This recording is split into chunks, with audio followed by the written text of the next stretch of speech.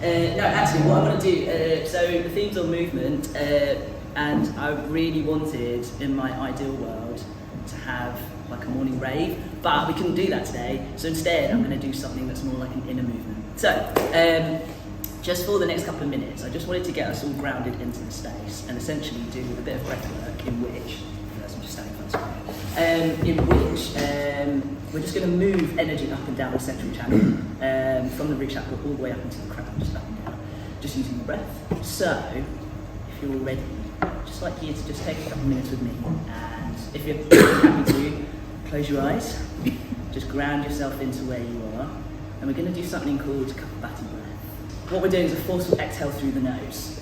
So we're just really focusing on the exhale, and the inhale will just come involuntarily. And we're going to do 27 short, sharp exhales. But first we'll just start by just clearing stuff, so just take a deep inhale through the nose for me. Hold it at the top, and then an R breath, exhale out of the mouth. Just holding it at the bottom. Deep inhale through the nose. R breath, exhale out. Holding at the bottom. And then from this exhale, we're going to be doing our short, sharp breaths. We're going to do 27 of them. So starting from now.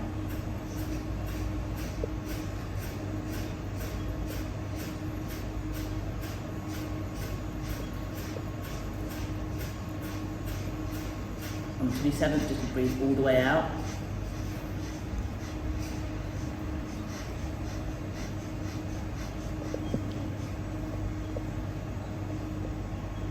Perfect. Just a deep inhale in. Deep exhale out of your mouth. We'll do another 27 of those, just really pushing with the diaphragm this time, starting from now.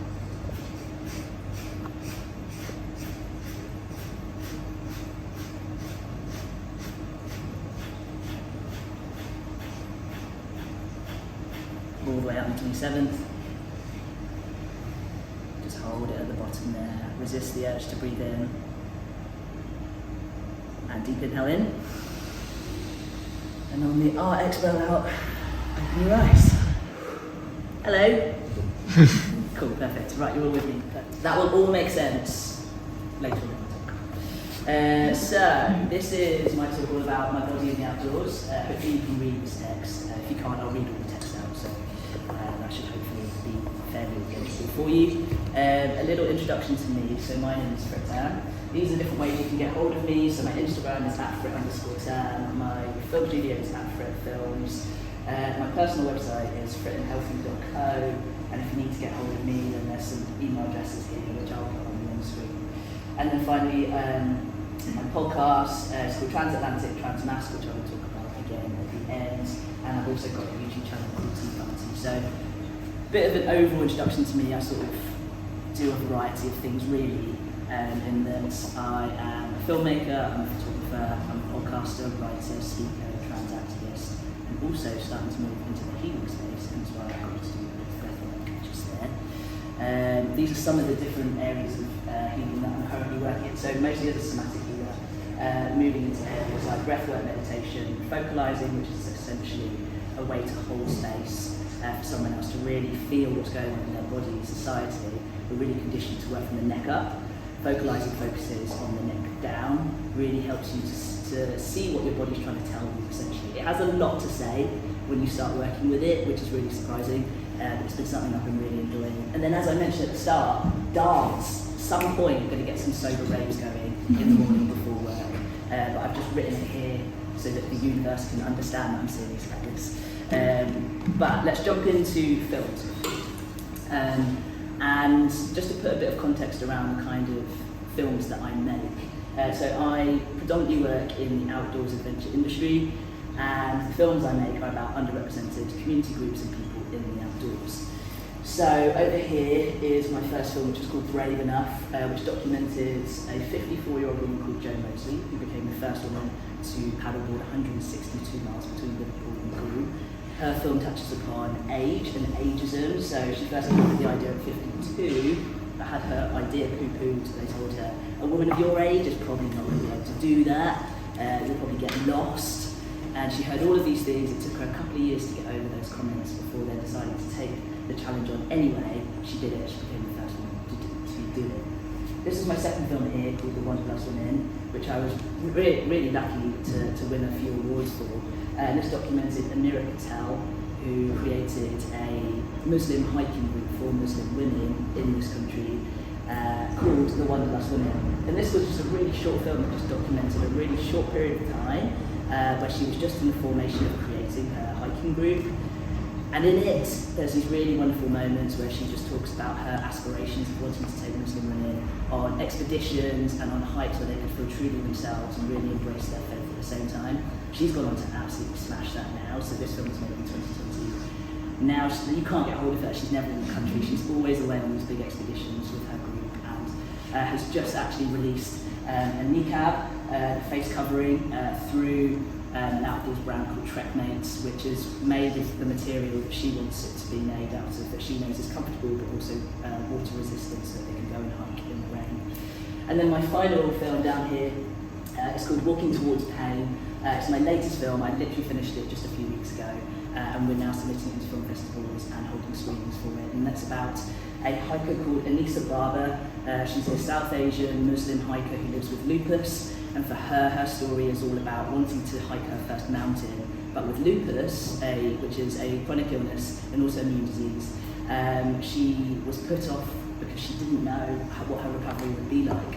So we made the film where we documented her hike, but we also documented her recovery. It took her 2 weeks to recover from the hike, and those are the kinds of variables that living with lupus I found really interesting, but that she also wanted to show to other people that even with a condition like lupus, you can still go out and do things that you've always dreamt of doing, even though you know that it might take a bit of a toll on your health. So these are just some of the films that I make. So let's take you back to the start of my filmmaking journey then. So this is me here, you can just about see me. This is me with my mum, and just here is a slither of my dad, hi there. And here you'll see that I'm holding a toy camera with Big Bird on it, and here I'm just playing with a box of film. So I mean, back in the day, boxes of film were quite cheap, weren't they? So I've always kind of been interested in using cameras and holding cameras, in using the visual medium. It wasn't until my dad gave me his first camera, my first camera, sorry. So this is the Olympus OM10 film camera, no auto settings on it whatsoever. So I just snapped away, tried to make notes on the settings that I was using. I'd get my photos back after they'd been developed and forget exactly which ones matched up to which settings. But it was great. I love the aesthetic. I love the whole process of just going out and being able to snap away and have no idea how the photos are going to turn out. That was brilliant. I think a lot of us probably still appreciate that now. I went to university here and ended up studying visual effects and animation, but I realised I didn't want to be involved in post-production of films. I kind of thought maybe that's the route I wanted to go down. Instead, the cinematography module was the module that really caught my heart, and I realised that actually I wanted to be the person who was holding the camera, who was on set, and who was helping to shape the story that was right in front of me. Fast forward a few years, so I worked in corporate videography for a while, but that's really dull, so let's not talk about that. Let's jump straight to when I started to dabble in some outdoors and adventure filming. So here is when I got a chance to document a long-distance cycling race from the north to the south of Wales in 2017. And I started to understand a little bit what it might be like to be an outdoors and adventure filmmaker. But the thing is when you're an outdoors and adventure filmmaker, no one tells you how far you actually have to go. So when I'm hiking, when I'm cycling, I'm usually traveling 1.5 to 2 times the distance that the athlete or the adventurer that I'm filming is covering, because I'm running ahead, trying to create as much distance between me and them as possible so that I can get this really lovely wide shot of them coming towards me, and then they go past me, and I have to stay behind, get this really lovely shot of them walking away from me, and then I have to run after them or cycle after them, and then I have to overtake them again so that I can get this lovely wide shot of them coming towards me. So no one tells you that, and I started to learn this as I was starting to create the films that I mentioned at the start of the story. And what I really loved about it was just the fact that my body was enabling me to do it. In my head, I'd be saying, right, we need to go ahead and we need to cover this much distance, and my body would just go. And there was something about that that really surprised me. I had no idea that my body was capable doing that. The other thing that no one tells you is just how much kit you have to carry. So you can just about see here, this is my backpack of a turtle shell here, and here is all the same backpack. My backpack probably weighs anywhere between 15 to 25 kilos for the shoot. So I'm just pedaling or just powering on, carrying all this weight on my back. And there's again something about that I find so interesting. I love actually, it's really weird, I love scrambling with this bag on because all of a sudden I have to note where my centre of gravity is, and it's usually somewhere behind me. My centre of gravity is now not in my body, it's somewhere between me and the backpack as we're sort of scrambling up. And there's something about that I find so mindful and so interesting. I don't know where else I would get that experience, but it's only a momentary thing where I'm then sort of back onto the shoot and then sort of proceeding with trying to capture what it is that I'm trying to tell. So that brings me on to a trip that I did. So I filmed all of these adventurers doing their challenges. So for example, Joe Mosley becoming the first woman to paddleboard 162 miles. And I started coming up with all these ideas of things that I wanted to do myself. And I came up with this outlandish idea that I was going to rollerblade across the country. And I was like, yeah, it's a brilliant idea, until I realised that I didn't have 4 years to maybe cover the distance I wanted to cover. So I was like, okay, what else can I do that involves wheels? I'll probably cycle then. So I ended up adding cycling to the trip as well. The whole ethos of the trip was to interview as many LGBTQIA people as possible and tackle this issue of belonging that I was starting to really feel in terms of a disconnection of, do I feel like I belong as an LGBTQIA plus person? Is that something that is prominent for me, or is that something I wrestle with? And I was really interested in other people's opinions. So I thought, why not traverse England.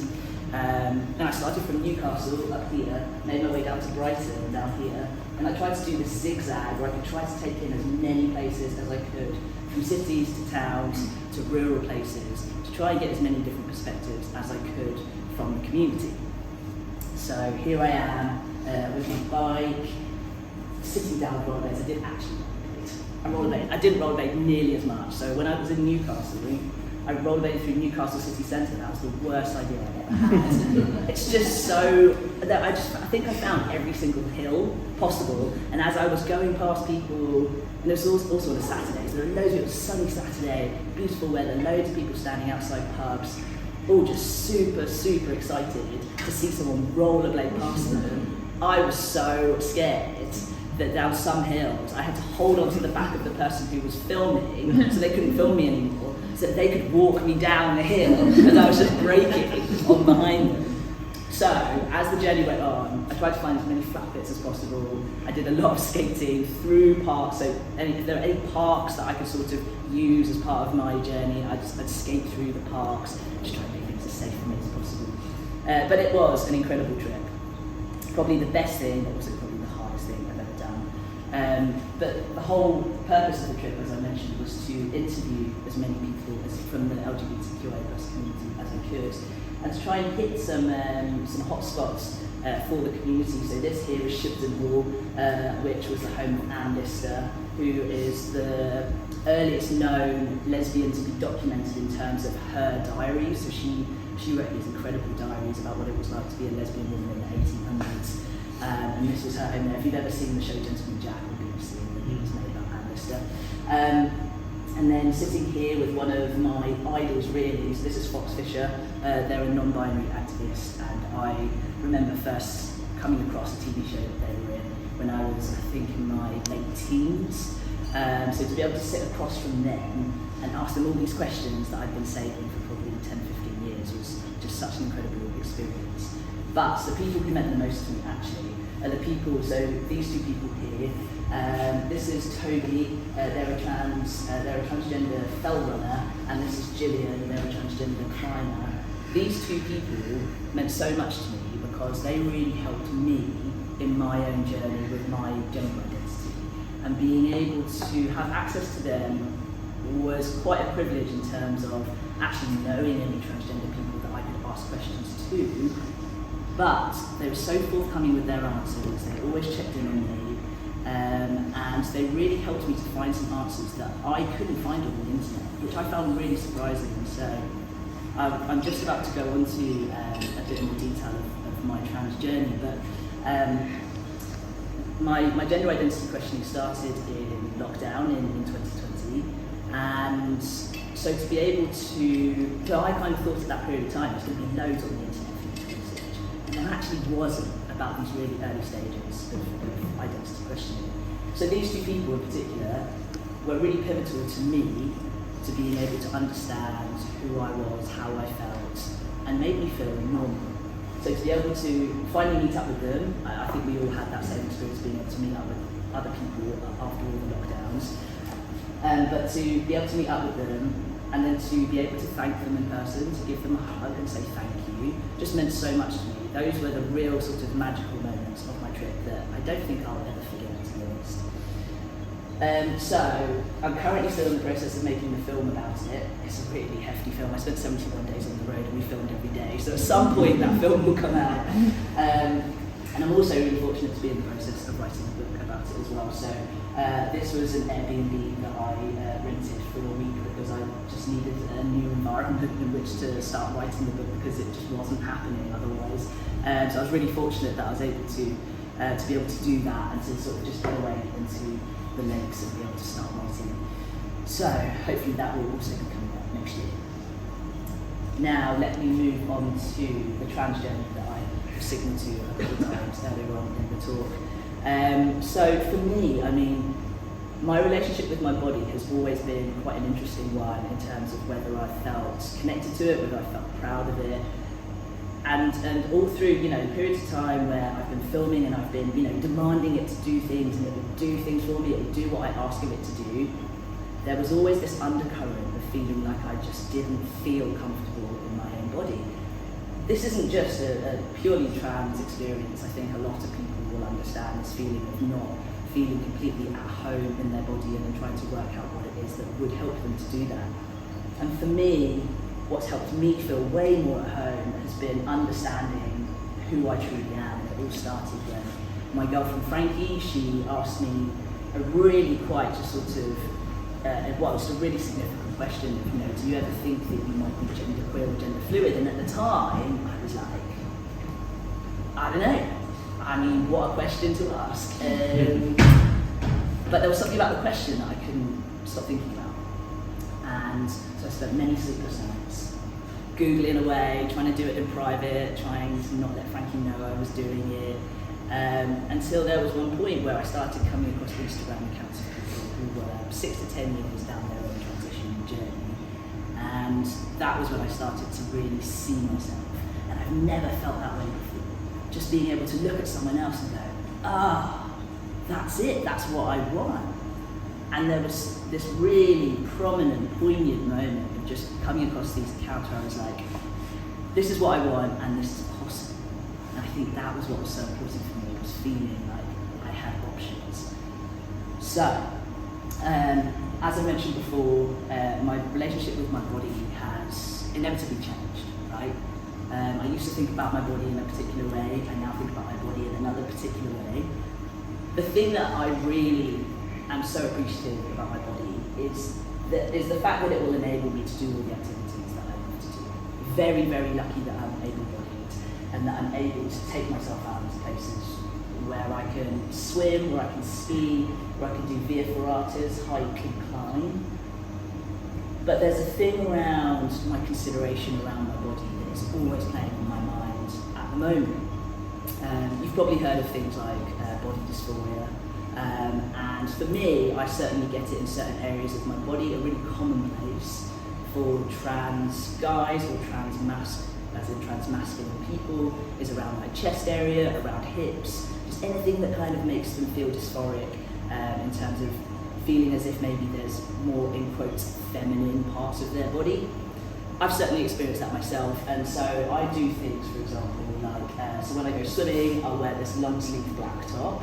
And for me, that was a real game changer because I couldn't find a way to swim up until that point. I used to wear bikinis, that now felt really dysphoric.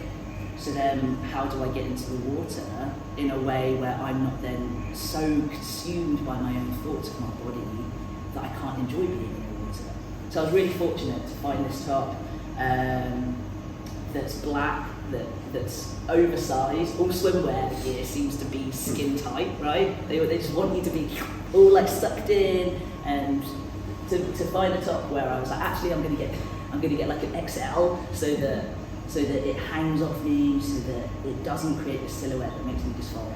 It was amazing. I had no idea that these kinds of tops existed, and that really enabled me to get back out into the water. Things like, so when I went skiing recently, I'll do things like I'll wear a thermal base layer, of course, into skiing. But then again, those kind of want to suck you right into, they want to be skin tight as well.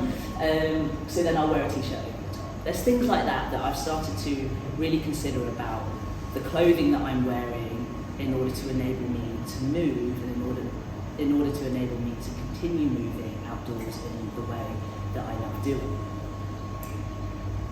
But the changes and the relationship with my body is not just on the outside. There are internal changes, of course, that come with everything.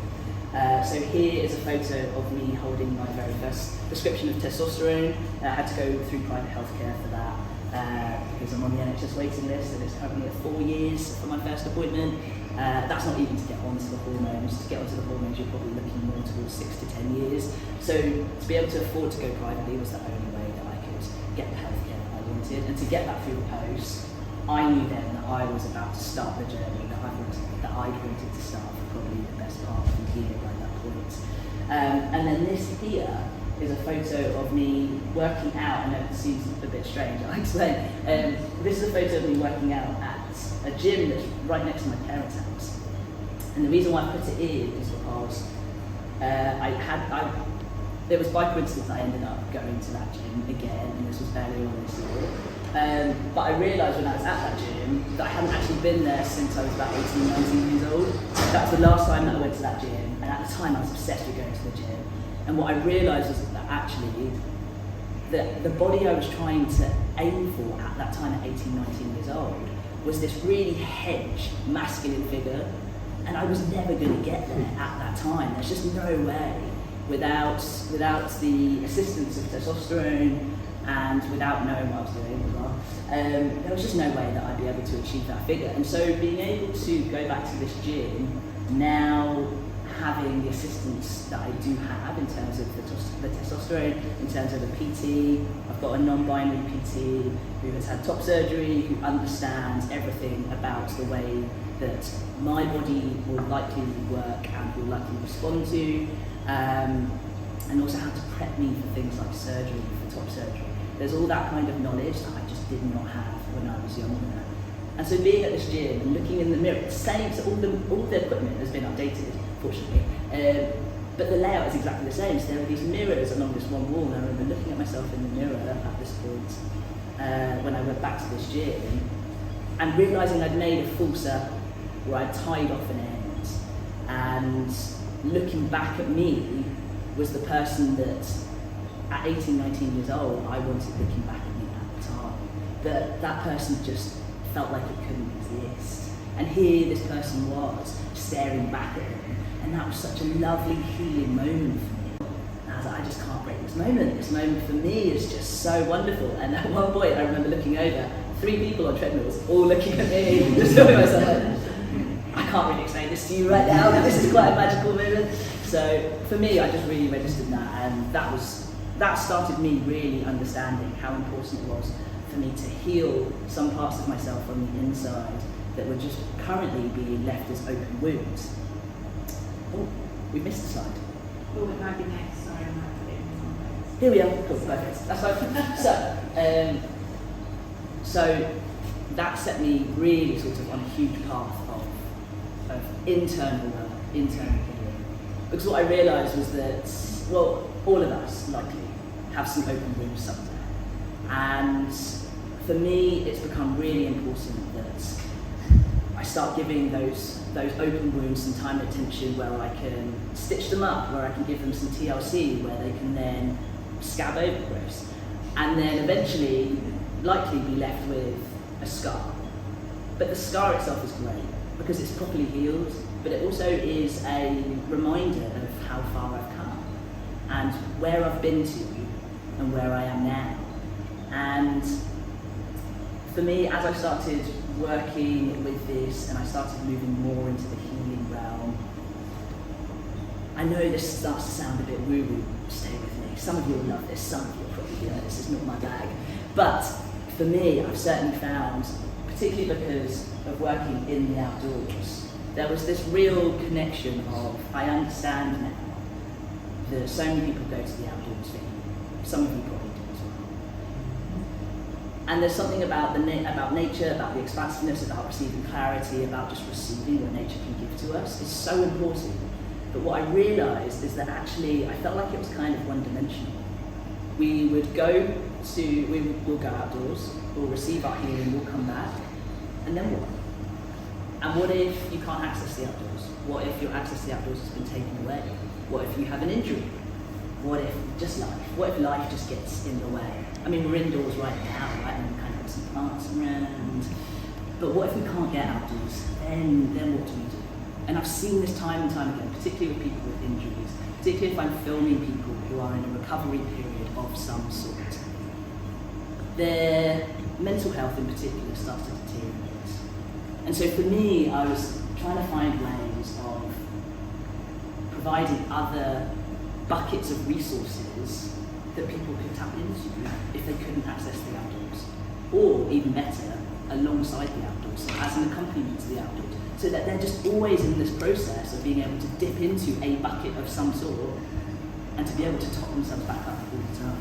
So I got really fucking woo-woo and I started going into crystals and I was like, oh, these things are great. And I remembered that as a kid, I used to spend hours just breaking up rocks and stones to see what they look like on the inside. Turns out, I've always really loved rocks, but as a kid, they're like, you're great, you can do this until you're about 9, and then I needed to start studying.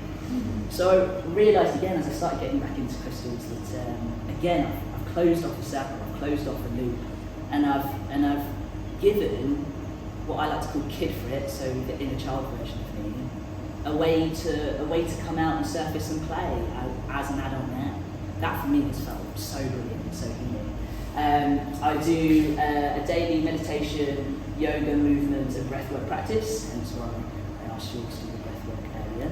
And that for me has again just really helped to instill a sense of a bit of a dichotomy, but a sense of movement, but also a sense of stillness into my day. So I don't have to be outdoors to do that. That's just accessible to me when I'm indoors, and that's just been so brilliant to have that.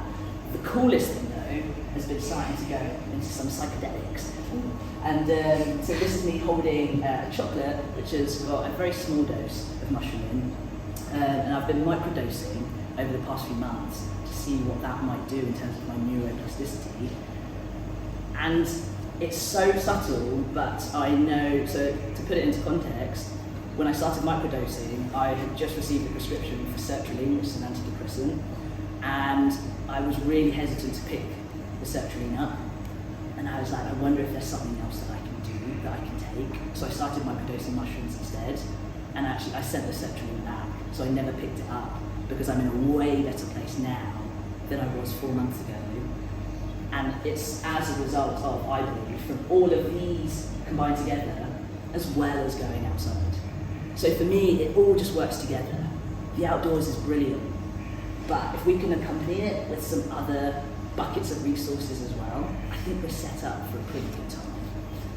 So, I will finish off by just showing you, this is sound going to come out here. Let's see what happens. So, this is a video that I made recently, because I just hit 12 months of being on testosterone earlier on this week on Monday.